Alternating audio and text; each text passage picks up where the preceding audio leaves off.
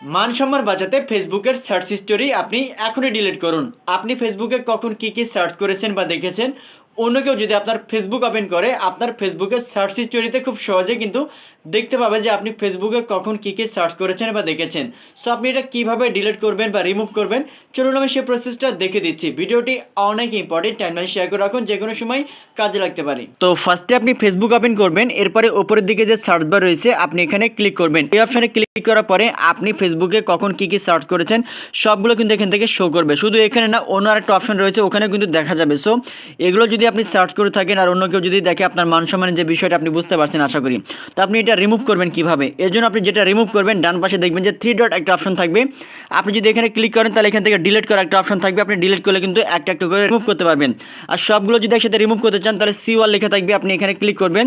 এই অপশনে ক্লিক করার পরে এখান থেকে দেখা যাবে, এখন এখান থেকে ক্লিয়ার অল লেখা আছে, এখানে ক্লিক করলে কিন্তু সবগুলো এখান থেকে রিমুভ হয়ে যাবে বা ডিলিট হয়ে যাবে। এরপর আপনি এখান থেকে ব্যাক করবেন।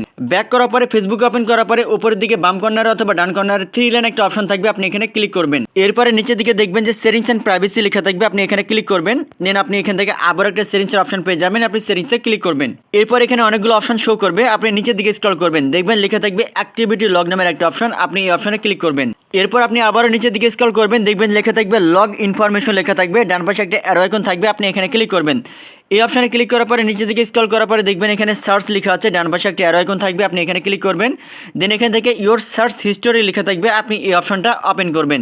এরপরে এই অপশন থেকেও কিন্তু ডেট ওয়াইজ লেখা থাকবে বা দেওয়া থাকবে যে আপনি আসলে কখন কোথায় কী সার্চ করছেন না দেখছেন ফেসবুক থেকে A to Z। তো আপনি এখান থেকে রিমুভ করবেন কিভাবে?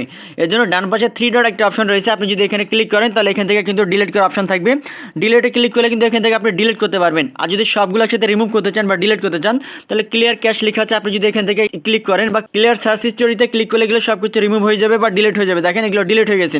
সেভাবে খুব সহজেই কিন্তু আপনি ফেসবুকের সার্চ হিস্টোরি ডিলিট করতে পারবেন। ভিডিওটি অনেক ইম্পর্টেন্ট, টাইমলাইনে শেয়ার করে সবাইকে দেখার সুযোগ করে দিন। ধন্যবাদ।